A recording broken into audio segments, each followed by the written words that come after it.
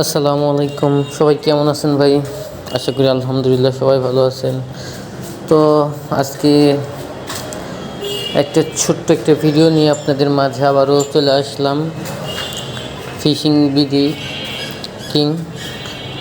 তো দেখেন, এটা হচ্ছে আমার অ্যাকোরিয়ামের কিছু মাছ। তো লাল মাছগুলো যে আপনারা দেখতেছেন সেটা হচ্ছে গাপ্পি মাছ বলে আর কি, গাপ্পি মাছ। আর ওই সাদাগুলাও, ওই যে রঙিন লেজগুলো, ওইগুলো হচ্ছে গাপ্পি মাছ। বাট কিছু কিছু আছে, কিছু কিছু বলতে অনেকগুলাই আছে।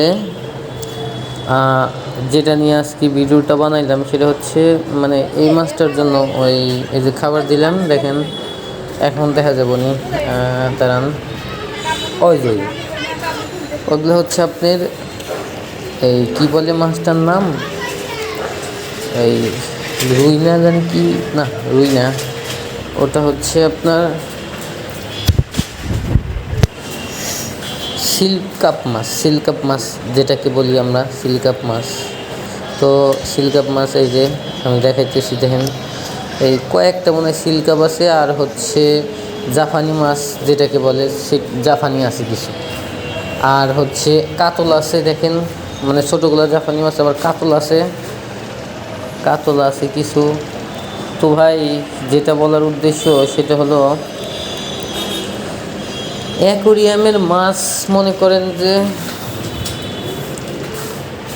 যত দামি আপনি কেনেন না কেন, এই যে দেখতে পারতেছেন, এই যে আরেকটা লাল কালার, তো যত দামি কেনেন না কেন আপনার মাছ বাঁচবে না, খুব একটা বেশি দিন বাঁচবে না।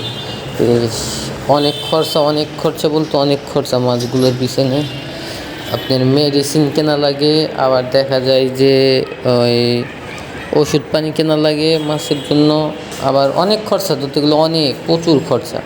আর আপনি যদি এমনি বাংলা মাছ পালেন, যেমন কিছু রুইয়ের ছাও এনে ছাড়লেন, রুই কাতল এগুলা ছাড়লেন, এগুলো দেখেন যে সৌন্দর্য আছে, এগুলো অনেক ভালো, এগুলো সহজে মরে না।